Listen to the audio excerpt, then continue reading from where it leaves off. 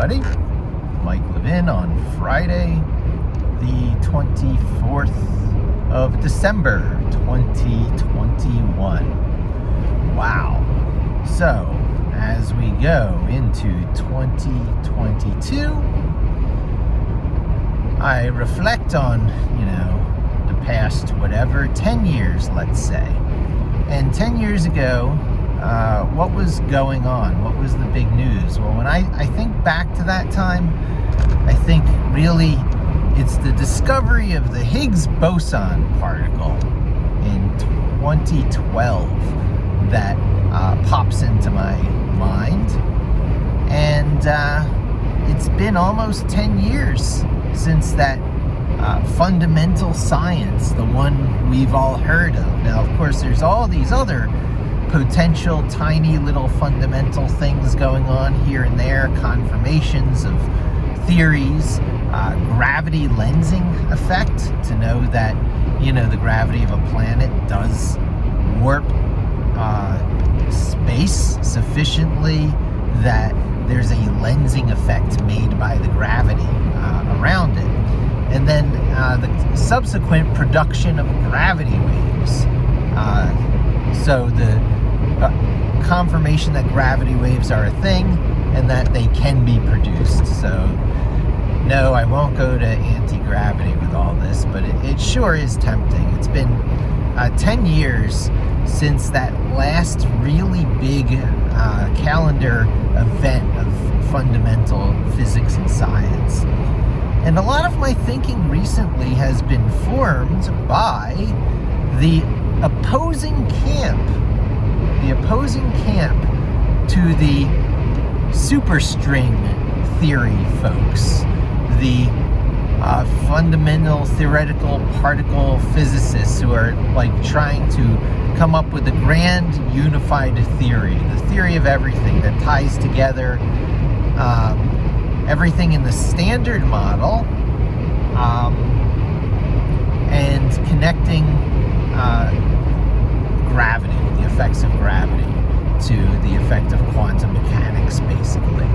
And you sprinkle in a little bit of thermodynamics and information science, and you'll have basically everything covered. There should be formulas you could state that lead to humor and tragedy and all the subtleties of the human experience and all of life and nature, right? So that's what we're talking about. Once these final things come into place, there is theoretically, given a sufficiently powerful enough computer, nothing that can't be calculated. Now, we probably won't be able to create an exact copy simulation of the entire universe, because it would take a computer exactly equally as big to that one universe, right? So that's the problem with, so now we have psychohistory, like from the Foundation, Isaac Asimov's Foundation.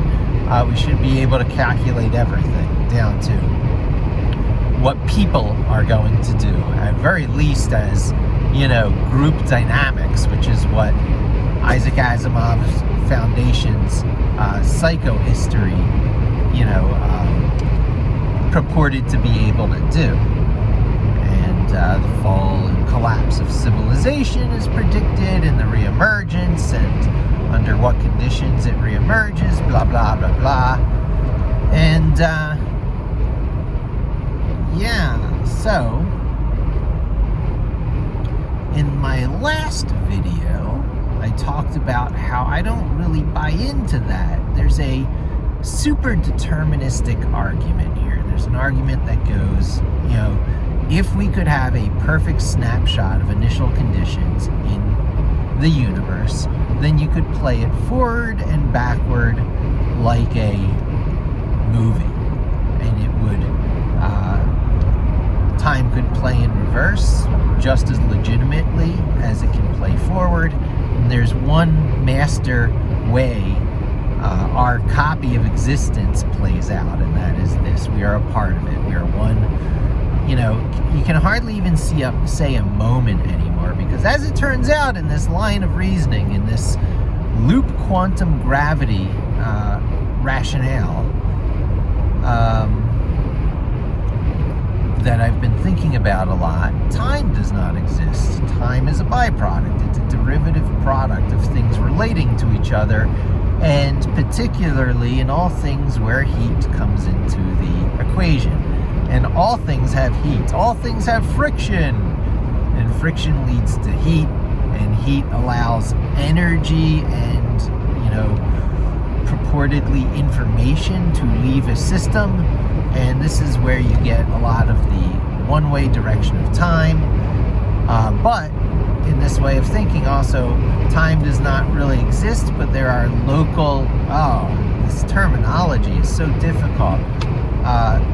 Spin networks of related events. Nodes, lines connecting those nodes, and the surfaces that are defined are actually space-time, which can shrink and grow.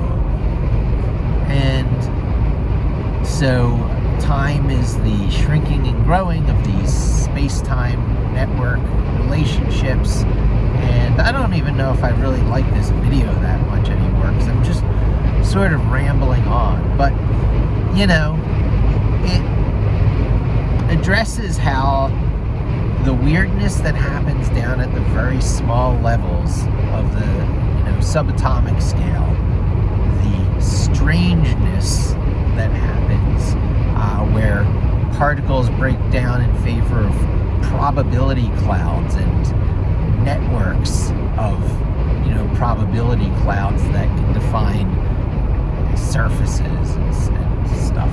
They suddenly become particles under certain conditions, like when observed. That created quite a commotion in the world when one of the interpretations of quantum mechanics is that nothing exists unless there's something there to observe it. That was one of the reads. And I think it's been kind of proven wrong, fallen out of favor / proven wrong, in that there still is some sort of objective reality there, always. Humans and other forms of life do not have to be there to see it. However, there is something very special that happens when there is some form of life there to experience the being, the matter that is itself. And that is these strange feedback loops, because upon recognizing one's own existence, it is often the case to perpetuate that situation, to extend that existence. We would think in today's modern world as in time and space. But this loop quantum gravity theory, of which I'm taking a lot in lately, would have you see that even though there's something that looks like a relative time reference for you and the people around you, that's all it is. It's a reference to the rate at which things can happen. There's all kinds of definitions of time, but it gets down to the universal constants, the 3 universal constants. So loop quantum gravity collapses it down to the relationship of things according to the speed of light, the universal constant, Einstein's universal constant, I believe it is, which sets a limit to the size of the universe, perhaps, the very large scale. And so light addresses time in its own way. The universal constant addresses the scale of the very, very, very big. And then the last one is the Planck constant, which addresses the scale of the very, very, very tiny. So you've got the, cosmically large in scale, the infinitesimally tiny in scale, And they give scale mental exercises, like if you took a walnut and you blew it up to the size of the observable universe, the size of the original walnut would still contain far more Planck scale size things than the universe contains walnuts. So something like that. So basically the Planck, it's 10 to the 28th or something, 10 to the power of 28, something along those lines. But the scale is apparently so colossal that it both does two things. It humbles one in how truly large the universe is, and it gives one assurance that no matter how large that size is, it is still finite in nature. That it could be scanned, that all states of it could be known. And that leads to the argument of, deterministic or super deterministic universe in which there is potentially no human free will. So nothing you do is of your own,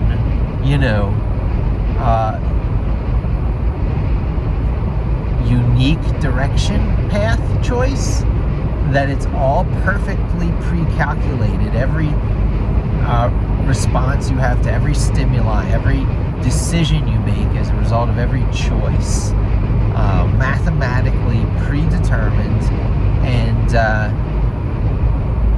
as a corollary, presumably also able to be calculated by some future telling machine, because perhaps you don't need all initial conditions in the universe to predict every single thing. You only need them at a certain scale relative to you, around you, a local sample of your space-time or what have you, such as it is in the easy calculation of parabolic motion, right? So our Star Wars Defense Initiative, our SDI program, for whatever it's worth, is really only good about shooting down things that are on a easily observable and calculatable parabolic trajectory, ICBMs. So you can shoot missiles out of the sky, right?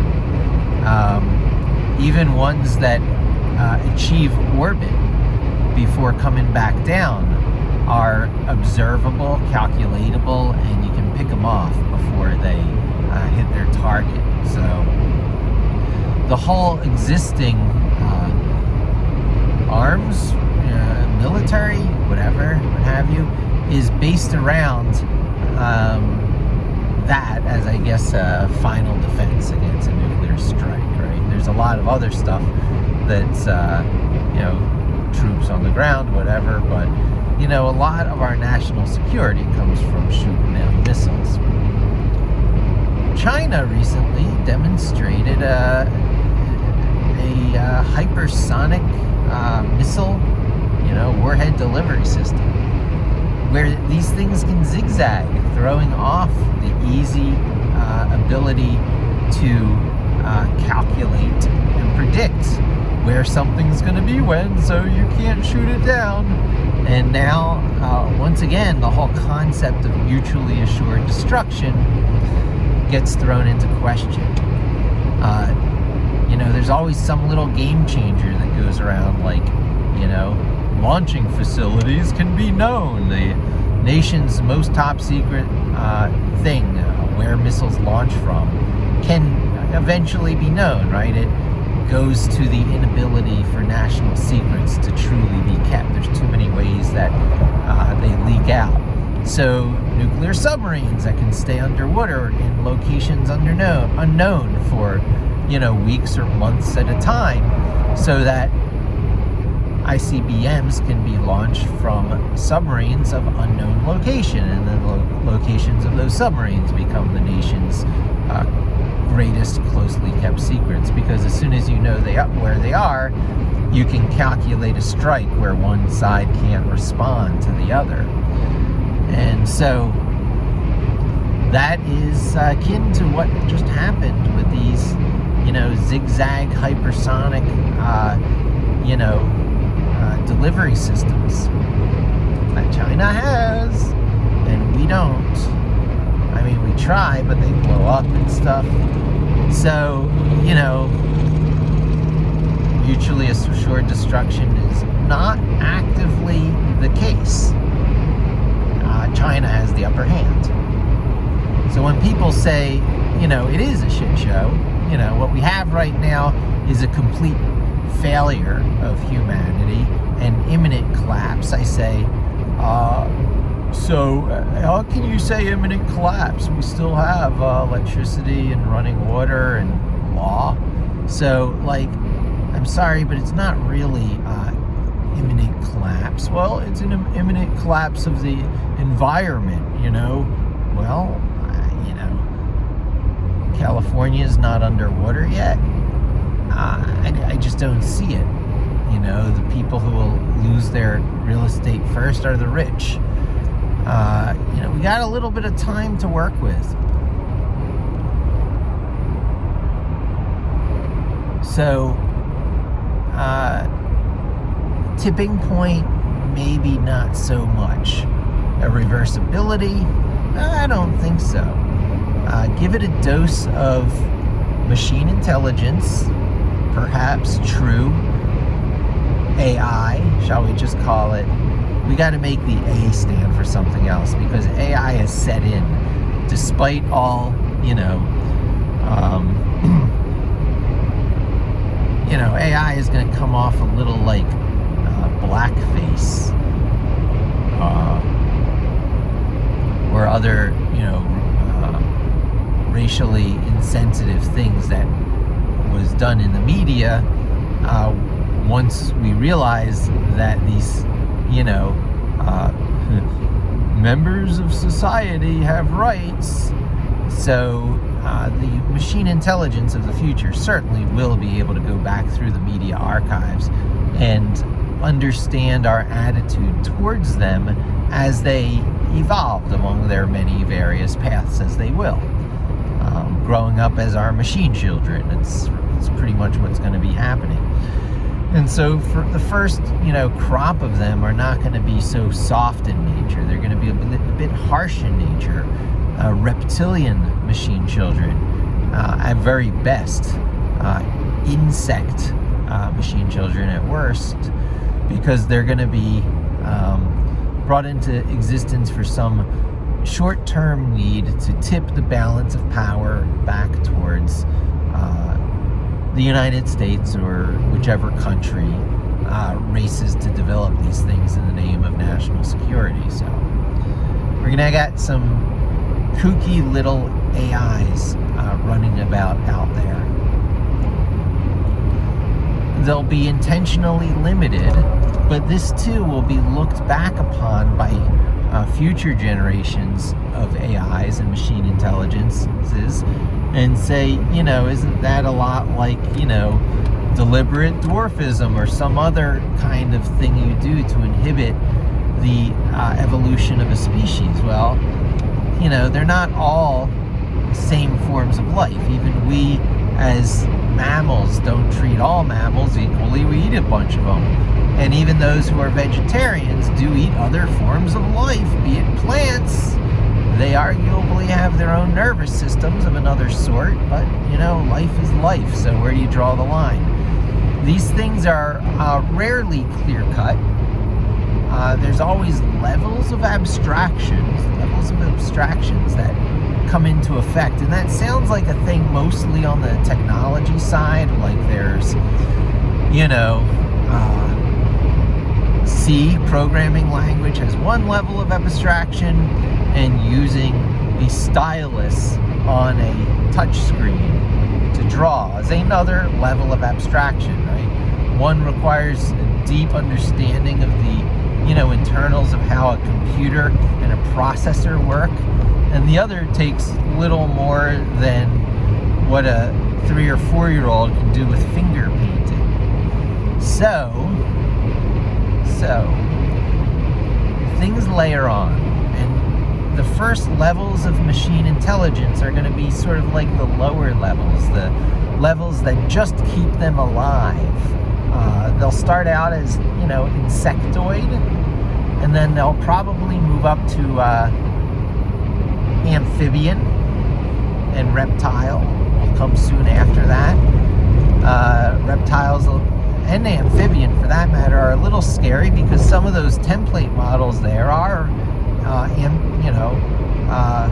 top-level predators, top of the hierarchy predators, and ambush predators, and pressures that, push towards intelligence. There's probably planets where there's frog people, and planets where there's insect people for sure.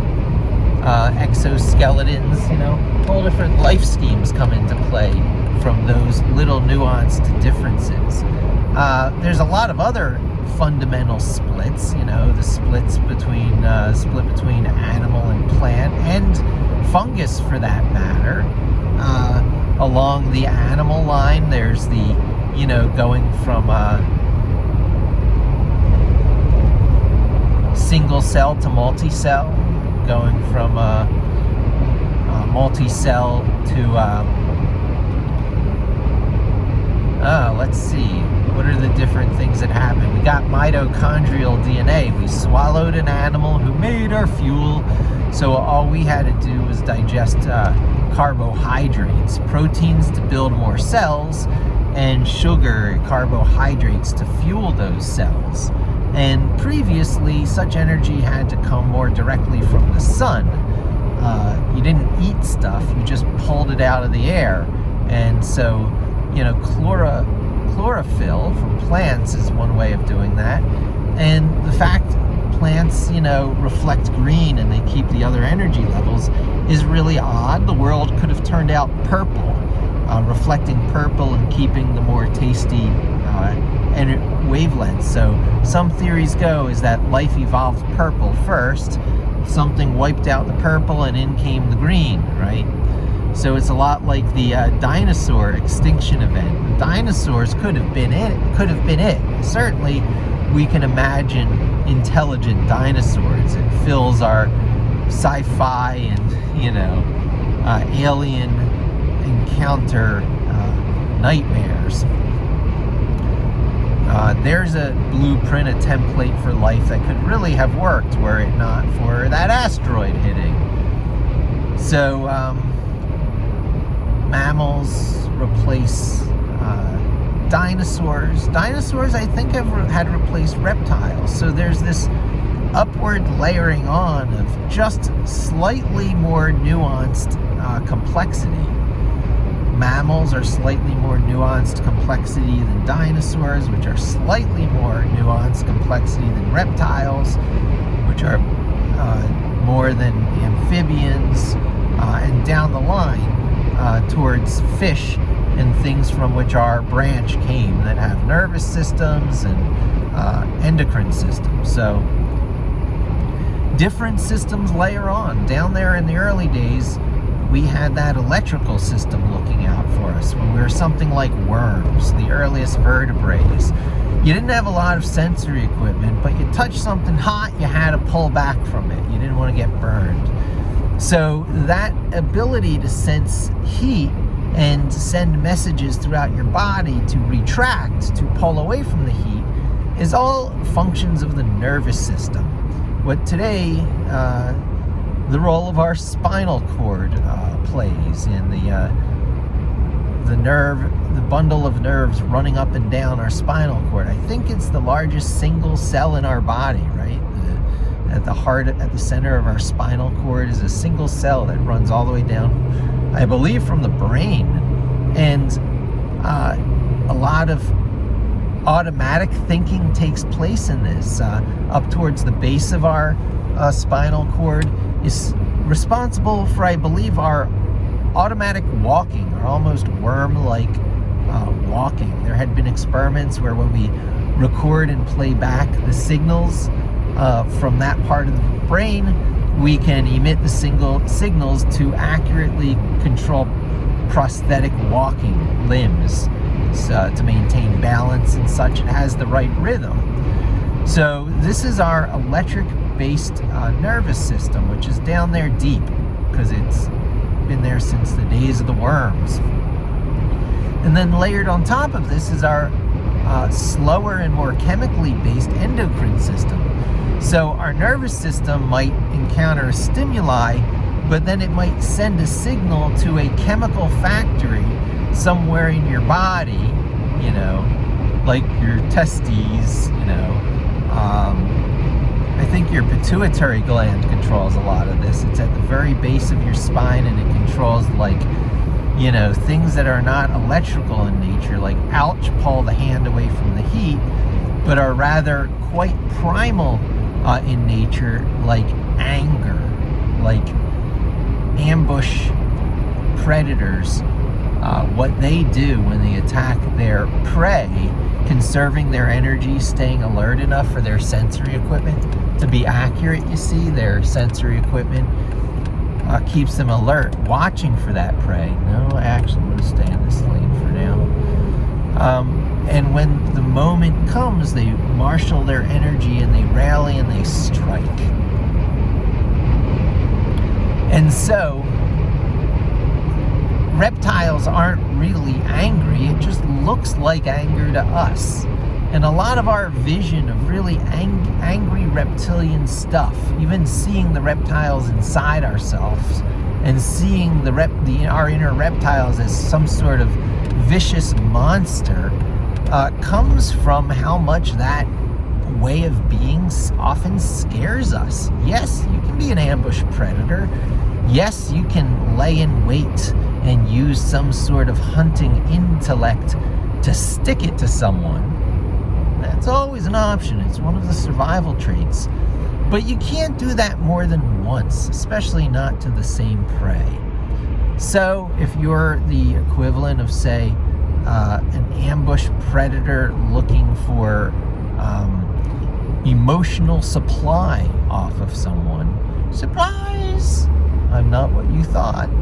And you start sipping that delicious initiative and endless wells of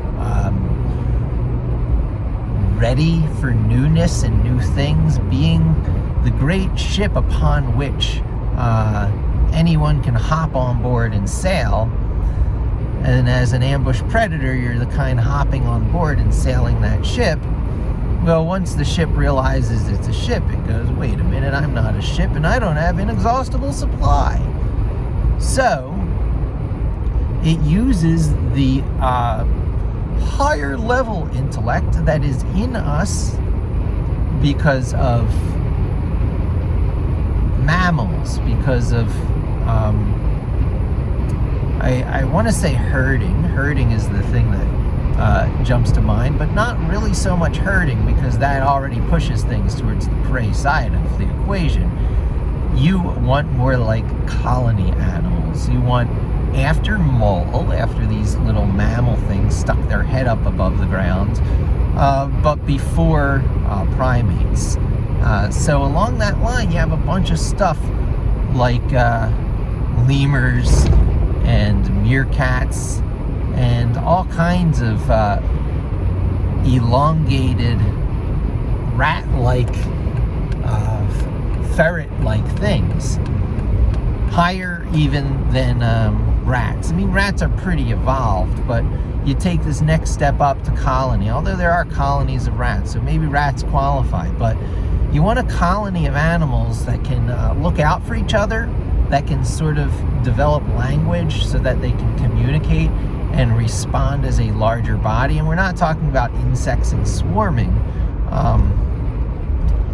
We're talking about things that, you know, they've already made the decision to be warm-blooded animals, so there's a lot that comes with that. They're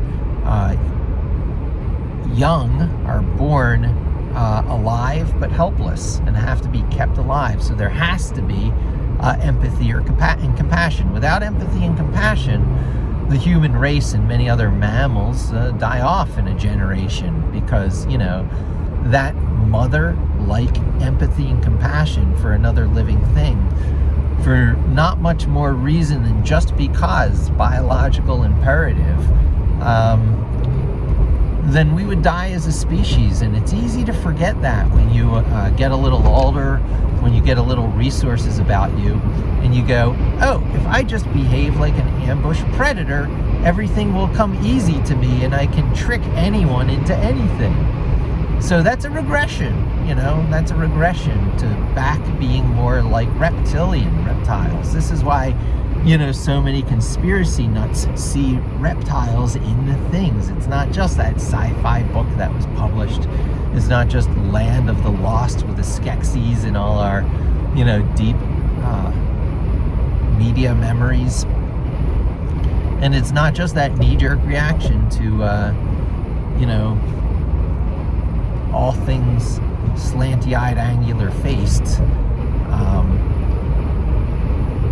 Though that is a clue that you've got a poisonous snake, a dangerous bird, or a poisonous or venomous, get my words right, reptile on your hands. They share a similar look. It's a look that recurs in dragons. Hence, there was that theory for a while that our collective concept and notion of dragons actually comes from this conglomerate of cats, snakes, and birds of prey.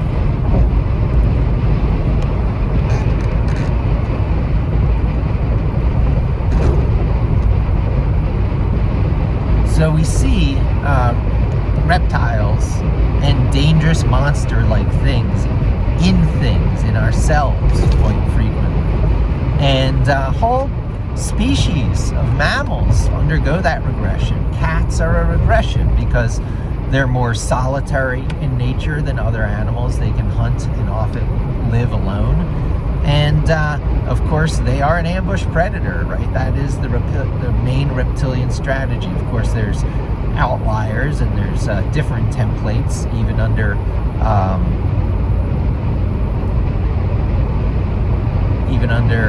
reptiles like turtles, of course, because the general rule is not 100%. There are oftentimes exceptions.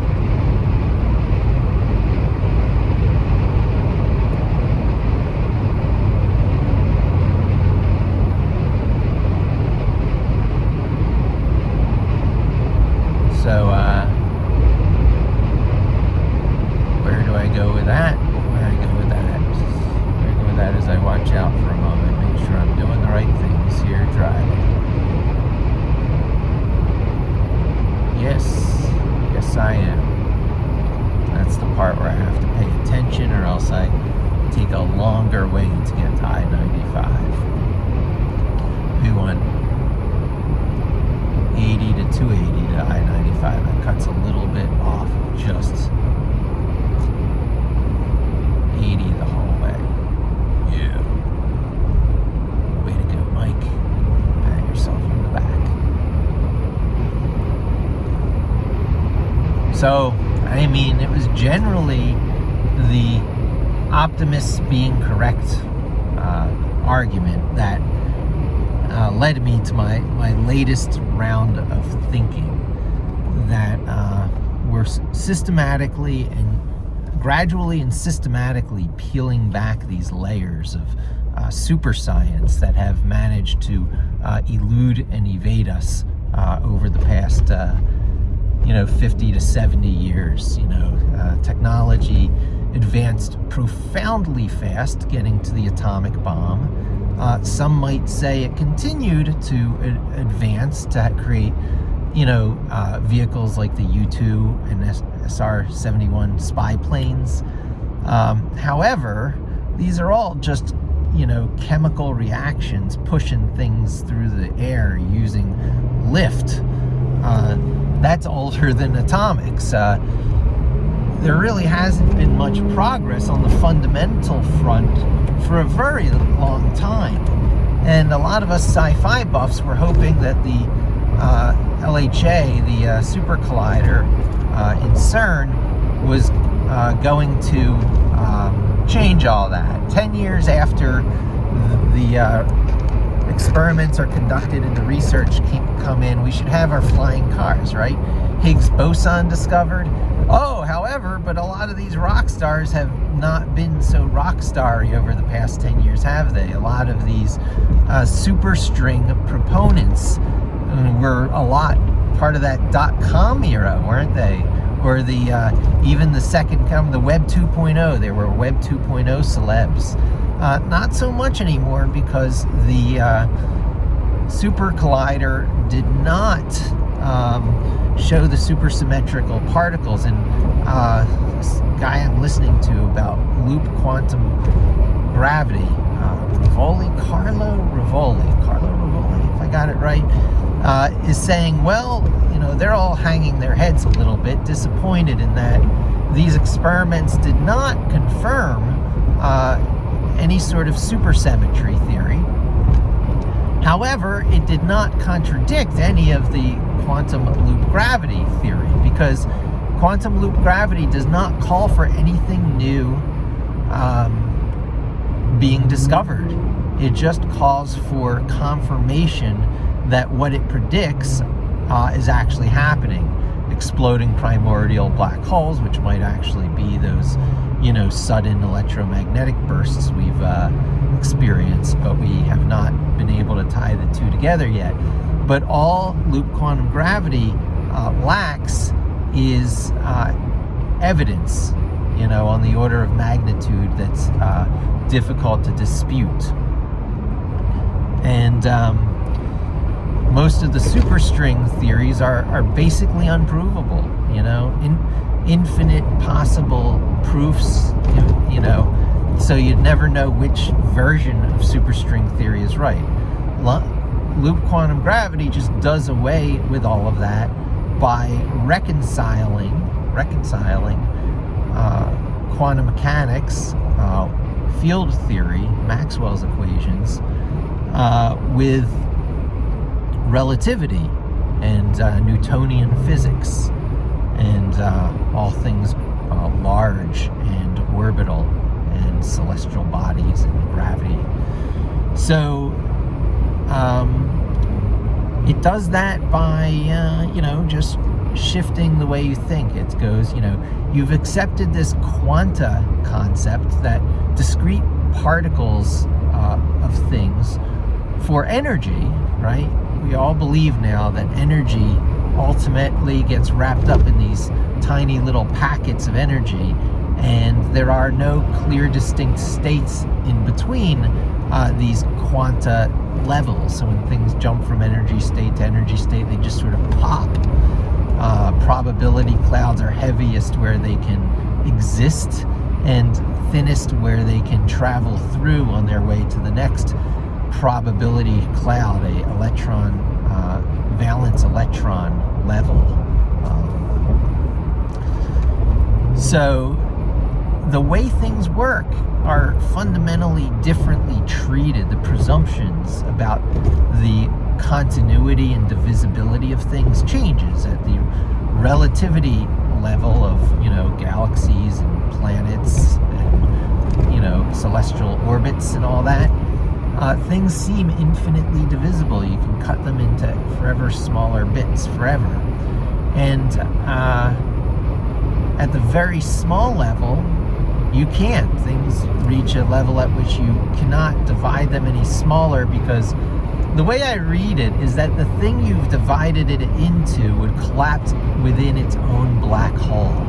So just, you know, I think relativity, played it down to the very small scale, leads us to the Planck unit, a unit at which any matter is going to produce a black hole instantaneously, and there's a threshold at which it crosses over, so matter can compress, and then no matter how small of a bit of matter you're dealing with, when it goes over this threshold, boom, it's a black hole.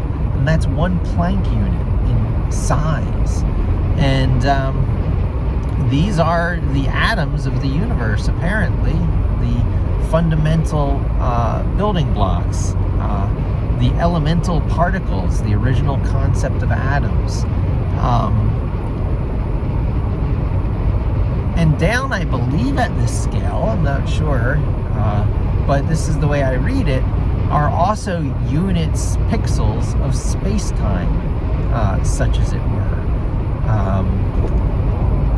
They're actually,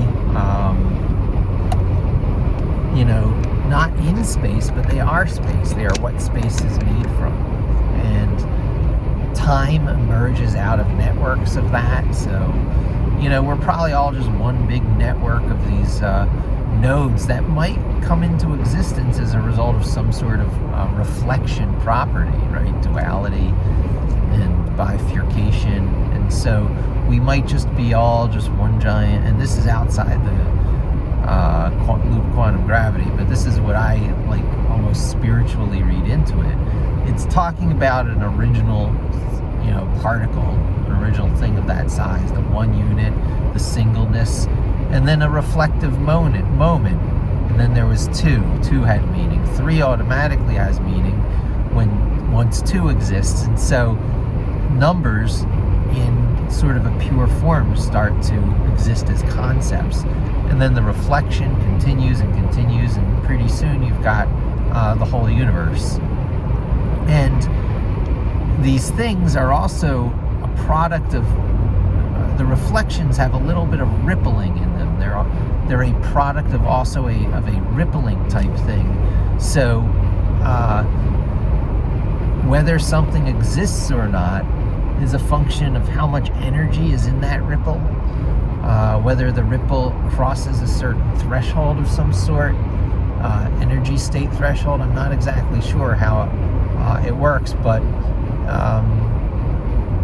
then you've got a particle, and so waves, just the natural movement of a substance, leads to smaller portions of that substance emerging as individual appearing particles. And so you get more and more of that. They clump together. They go into orbit around each other. Attractive and repulsive forces of various types balance each other out.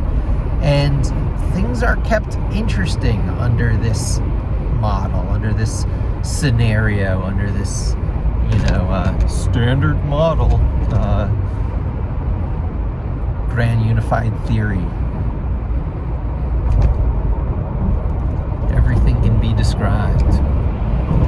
And so, there lies one of the interesting limits of science, one of the big questions. Are you? That would be one of the first big questions, right? In, deconstructionism. First, are you? So if you are, if the answer to that is yes, and you haven't short-circuited the logic evaluation, are you in control of yourself to some degree? Do you have free will?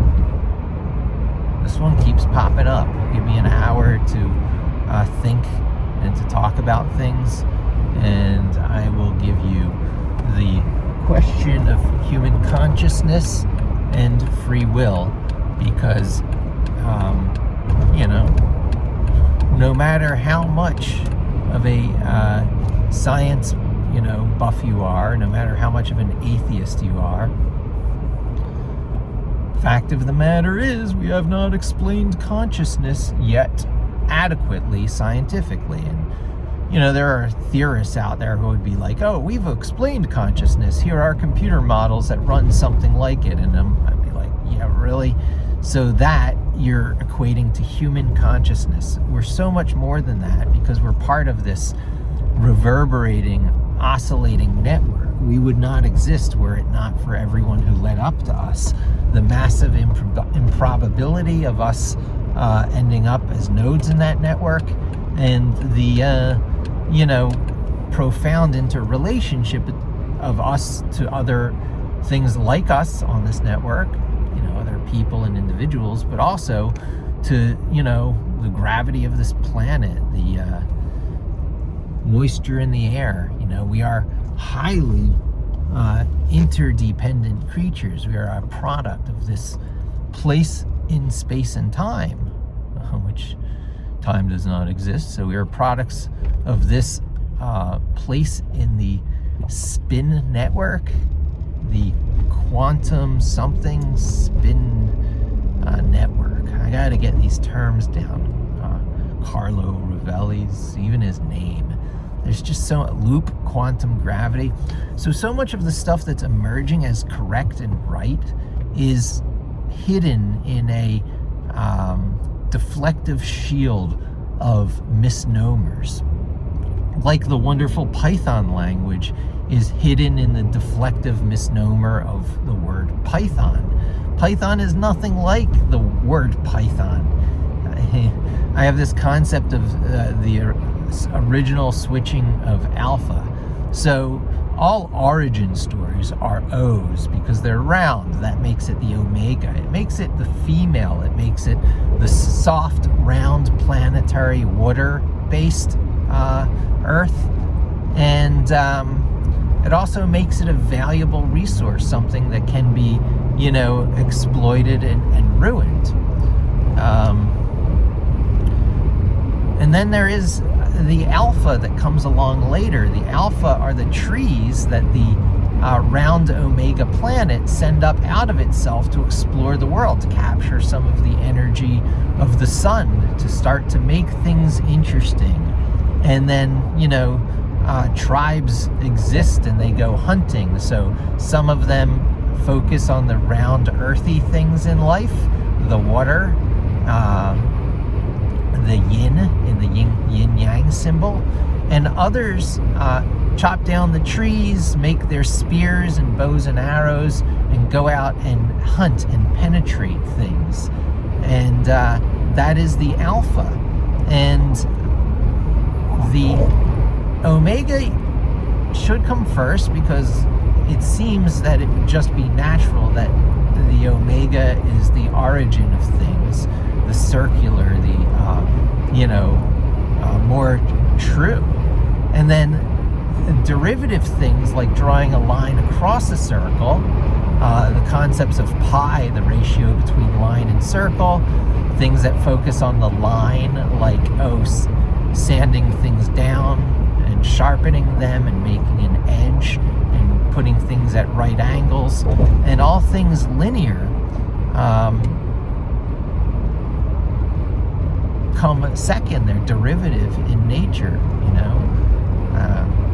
Eve did not come from the ribs of Adam. It was probably the other way around. And yet, in all the alphabets, I guess, romantic languages and of Persian and Arab descent, put A at the beginning, alphabet, A-B, alphabet.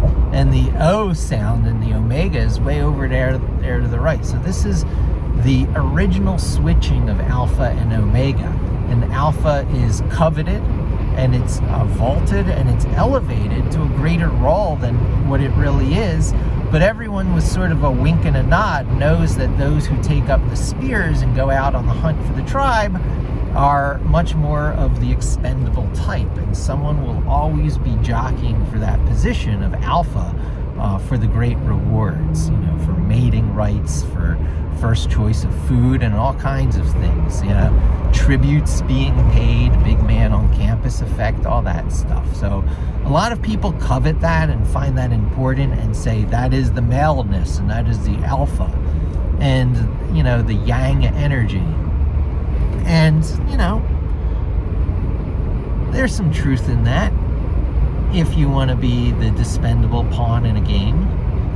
So alpha and omega get switched really to protect omega because everyone recognizes what a valuable resource that is, how it needs to be hidden and defended. It needs to be brought back and put behind the sharp, right? It's the house you live in under the roof that divides the water that falls down on you. So, omega is hidden by alpha, and you get a lot of symbols there. You look at the symbols for male and female. You look at all kinds of fundamental symbols, yin and yang, pi, or a circle with a line through it, which is a truer symbol for pi than this ridiculous squiggly line thing that we use. And the symbol for pi is actually omega, I believe, in Greek. So there you go. These things start to get tied together, and you get a whole philosophical belief system that ties to your decision making, your behavior, your understanding of the way things are, deeper understanding, better foundations for your decision making, be them fast decisions, knee-jerk things based on your nervous system, or longer, more considered decisions based on your endocrine system. So, one of the things that emerges from all this is that mammal-like things have a chemical soupy mix in us that makes us very different than those reptile beings. Things like fairness and higher order abstractions, higher intellectually abstract emotions come from this. Not fear and hate and perhaps even love come from deep down there in the pituitary glands. You got worm and fish, and after that you've got what your limbic system, what people call your limbic system, or your lizard brain. And that has a lot of things where these fundamental, knee-jerk to fast nervous system reactions, like pulling your hand away from a heat source that roughly equates to anger, blend and merge into other type things, like instead of anger, you get things like disgust, indignation, right? Better, more fine-tuned versions of what rises out of our lower level electrically motivated systems into our higher level, more mammalian, chemically motivated systems. And I'll be wrapping up here soon because I'm almost at my destination, although I'm way early for what I said, so I might go a different route and just kill some time first. Yeah, take an old route I would take to get to Irview, and I lived at that place. Boy, such mixed feelings about a place. Things serve purposes. Things serve purposes, and even living things serve purposes, but you should have compassion towards those living things. The purposes they serve are at a deeper level than the matter that they're made out of. It has to do with some sort of vibe, some sort of fundamental being that probably exists even down smaller than the Planck scale and those single quanta of space-time that's talked about in loop quantum gravity. My bet would be that the strings that keep reoccurring, the vibrations and the vibes, are higher order information that is somehow encoded into much lower order elements, fundamental elements. So there's an infinite vibrating string, a string of perhaps, galactic complexity inside a single Planck unit particle of space-time, if I got that right. This is kind of the vision that's being created. And so there's self-similarities, of course. So, this thing that has a vibe down on this, as small as a proto-universe, when the black hole was when the whole universe was a microscopic black hole, before the Big Bang, there was a vibe, and the vibe was a question mark. Can I express this thought? And then boom, the Big Bang occurs, complexity starts permeating, working its way into the system. Heat death is avoided in the early days because perfectly even dispersion of all stuff has literally a wrench thrown into it. What that wrench is, we're kind of uncertain, but it's some lack of symmetry or imperfection in the stuff of which everything's made. So things start to clump. And some of this clumping causes spinning and explosions, whether it's every star becomes a factory for heavy metals or whether it's some special class of spinning quasar. I've heard different theories put forth. But no matter which way it is, somewhere along the line, gas-like stuff condenses really heavy and becomes metal-like stuff. All the elements of the periodic table. And then all those elements of the periodic table becomes us and galaxies and YouTube videos. And information is that big question again. You know, people say, oh, the last force to be unified to have this theory of everything, the last thing that evades unification is gravity. So we've got the strong force, the weak force, the electromagnetic force, and gravity. If only we get gravity in there, we'll have everything, right? Well, no, not really.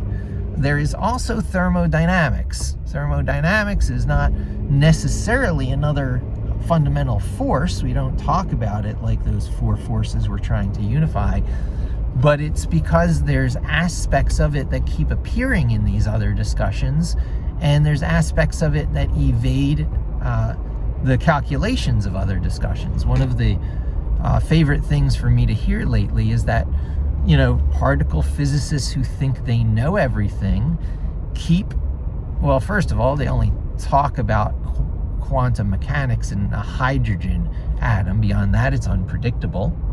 And they also talk about things in pure friction-free systems, of which there is no such thing. Since everything has friction, since fields rub up against each other and interact, because that is the case, heat escapes. Heat is produced. And when heat escapes a system, there is somehow less there. That heat energy goes back off into the universe. It's broken down to that, you know, even smaller than radiation level. And it is radiation. It's one of the radiations, right? You can see heat with the right, you know, thermal vision device. So it seems like there's this smooth gradation of stuff from, you know,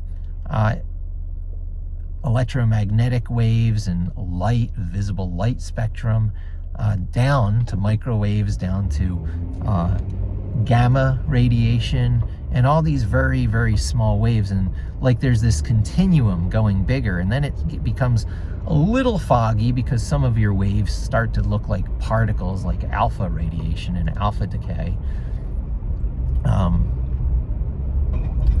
And some of your waves start to look like sound, like energy, sound, compression going through gas of an atmosphere. So, yeah, this is exactly what I want to be doing. So there you have it. There's where's I going with that? Am I even going to publish this video? Boy, am I rambling.